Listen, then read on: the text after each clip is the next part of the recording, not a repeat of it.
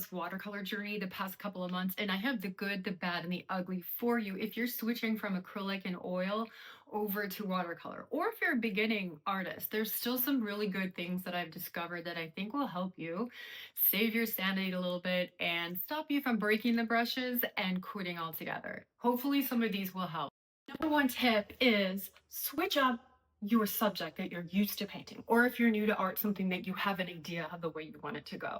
So if you do close-up flowers, try something totally different as a subject. Let's say you do portraits, like I did this portrait of Chessie, our beloved Swiss mountain dog, in acrylic. I love it. I've got the blue, the purple. I love how it is, and I did it a lot, so I know how to approach a portrait like this, a pet portrait. I know where I would start, middle, finish as far as what I need to do. But if I were to do this in watercolor, then I would bring that to the painting and it wouldn't work. I'd be super frustrated because it's totally, you're thinking opposite, really, in a lot of ways. I find watercolor one of the most challenging art media out there. Some people who started in that might say, oh, it's super easy. Not so much. The guy found it really frustrating. So try a different subject. If you do landscapes, do something different. When I looked at the woman, I'll link her. Hello, lovely people is her Insta handle. And tried this Monstera leaf, I was hooked. I've never done close-up leaves or flowers, but watching those things go together and letting go of it being kind of realistic really hooked me. So try a different style. Okay, number two is important in any art media and super helpful to the final look of your painting is incorporating a lot of values, lights and darks, but in watercolor, planning them out ahead of time, really looking at it. In acrylic, you could throw it on later. I'll throw a little lighter yellow here later. Not so much in watercolor. You have to envision that first. Where your lights are, where your darks are, how are you going to plan them out? Because you have to preserve your lights. Your paper is working with you as your lightest value. So what I do, let me show you, I desaturate the reference picture and then look at it in black and white first. Everyone does that. You can do that in any media, but for watercolor, super crucial. Let me show you how I did it for this oranges example. So just a super simple way to do this is just take your reference photo and in your phone or on your computer, just desaturate it and you can see the areas. Number three is the difference in the brush strokes. I found watercolor to be more like Chinese brush painting, almost calligraphy like, or painting, let's liken it to painting on like a silk scarf. So you're kind of delicately putting it on, dropping it and let it see in some parts of your painting. So the brush strokes, I've been really working on it. It's so hard, but I'm working on doing deliberate, kind of discrete, single brush strokes, and then not just scrub, scrub, scrub. The way to put the paint on differently in watercolor, I guess, to think about it is placing the paint, sometimes dropping the paint in versus scrubbing the paint to fill an area. Less of your physical moving the brush around and more of the placing and sort of it's more of like, sounds cheesy, but it's more of a dance, like you're dancing your brush around like Chinese brush painting. So let's check that out.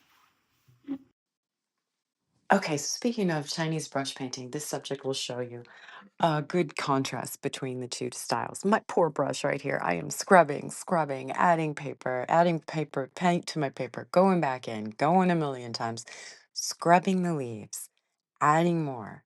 It's wet. I'm going to scrub some more in. I want some darker over here. I'm going to scrub it in and really mush it around. Let's contrast that with this. A little dance across the paper. We're down and up and out. We're getting in and out of there. Same with the leaves. We're pressing down and lifting up. And we're just getting a little hint of the white paper through there. We can add some more later if we'd like to darken the value, but we're not going to try to do it all in one go. Looks a lot more calm and watercolory on the right. And you guys will be happier if you can get into that. Number four is the challenge that almost put me over the edge. This is the tendency to overwork a painting. In acrylics or oil, you can blend it up on the substrate, you can move it around, you can do what you need to do, you can add some more yellow on top, light yellow. I want to mix this up while it's sitting there on the canvas. You can sort of mess with it while it's there and while it's wet. And that's what the joy of those media are.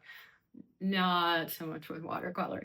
If you do that, believe me, you're going to see the example in a second. If you do that, it will make your painting and your subjects muddy. It will sort of muck them up. If you're doing the sky and you're like, oh, I think it needs more purple, I'm going to add some more purple in here, and then I'm going to do this and this, you might end up just with an entire brown painting, the whole thing brown, light to dark.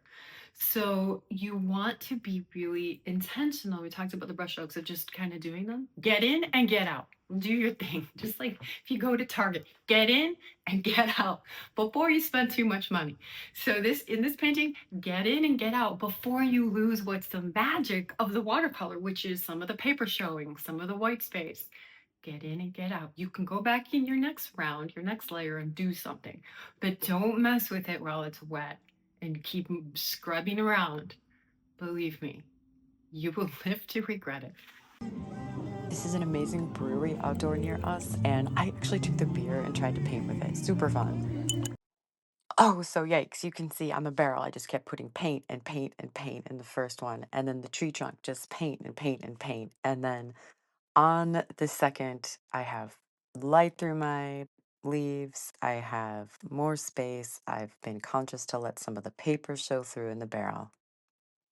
Okay, and last but not least, the difference, one that I noticed was in the texture. You can layer oils, they can become stiff peaks. You can mix in media to make gel media, some other things to make the surface of the canvas itself raise up and create some cool texture. If you're coming in from another like collage, I have texture in this that is literally sand from Zion National Park. It's glued right in there. I have stuff. I guess you could glue this on top of your watercolor. You could do a little mix, but you definitely can't do it with the watercolor paint. You've got water-based media dropping into your paper and becoming completely flat. So I found, and many other people have found before me, add texture, figure out some cool ways to simulate the implied texture. You can do salt, drop salt on it.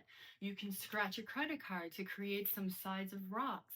You can scrape the back of your paintbrush down to have a little line and a little bit of divot there, and some of the paint will go back in. You can use saran wrap, who knew?